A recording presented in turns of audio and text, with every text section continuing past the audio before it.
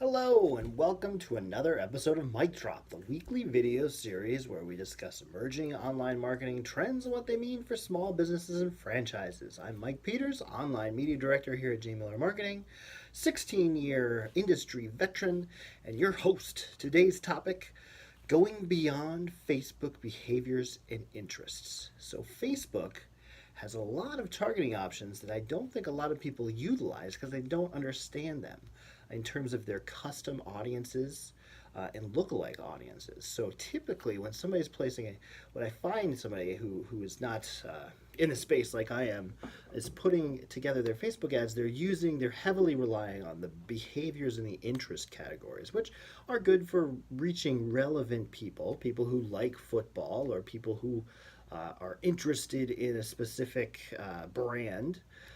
But really, to take advantage of what Facebook's strengths are, is to capture, or is to use the power of these custom audiences. And so when I say custom audiences, these are audiences that Facebook will create for you based off of a bunch of different variables. And so you can create audiences based off of people who engaged with your page, engaged with your posts, engaged with specific posts, engaged with ads, people who've been to your website, people who purchased something from your website, people who uh, submitted a lead or downloaded something from your site. So you can target these people based off these actions they have with you. And because you know what they've been doing, you can make much better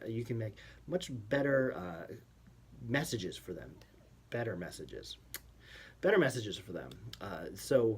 When you know what they did on your site, you can customize this message to speak specifically to that action. And so the key to any great ad is personalization and segmentation. And so when you're segmenting down to this user who's been to your site before, and you know they've been to a particular page, and you're hitting them with this offer, this personalized offer based off of what they saw on your site, you're going to have the best chance of success there. They're going to see that ad. They're going to be like, "Oh, I was on that page and I was reading about that thing, and now here that thing is for 20% off, 25% off, something like that."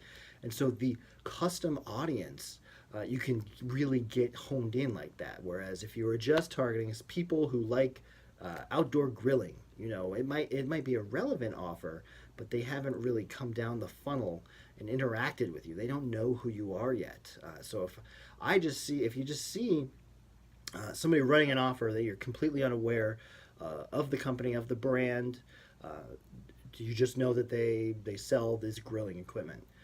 Am I likely to buy from them just because they have 50% off on grilling equipment?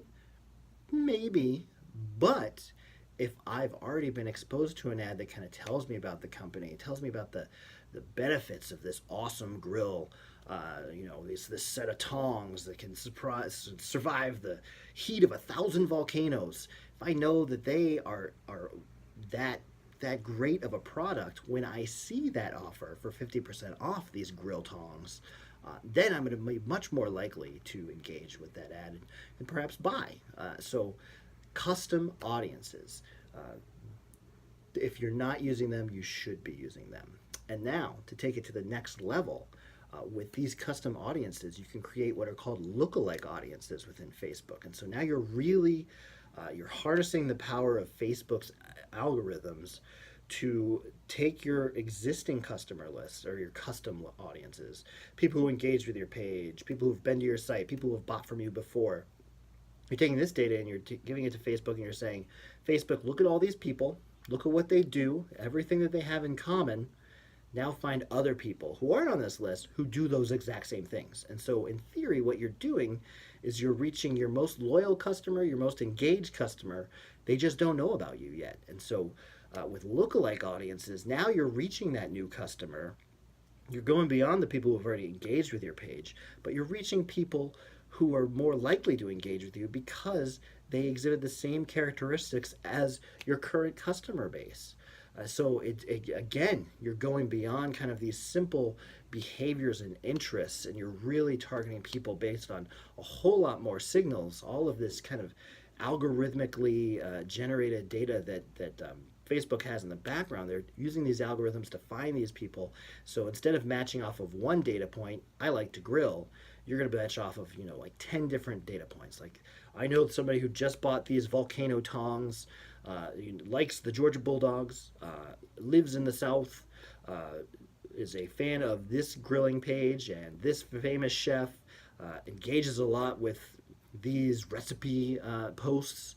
All of these data points they know build out a much more robust kind of customer profile. And so Facebook takes that data, finds somebody who looks exactly like them, they just haven't purchased from you. And so, really, behaviors and interests are the baseline for Facebook. They're a great way to kind of generate a lot of awareness, and we use those a lot just as the top of our funnel. We're going to bring people into our funnel by using this very broad behavioral or interest-based targets.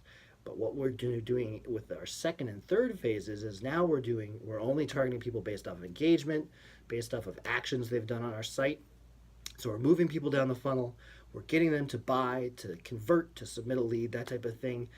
And really, after that first phase where we're using behavior and interests, it's all custom audiences from that point out. And a majority of our spend, our ad spend, is usually dedicated to these custom audiences because we know that's where the results happen. That's where you're going to get your sales. You're going to get your leads. You're not going to get it from these big, broad, targeted stuff. You're just going to start informing people that you exist at this part. And it's the other two parts of the funnel that are going to bring them down, turn them into customers. So hopefully you learned a lot about how Facebook has additional audience targeting options. If you have any questions, as always, just drop them below here, either on YouTube or on Facebook. I will be happy to answer them. Until next week, though, consider that mic dropped.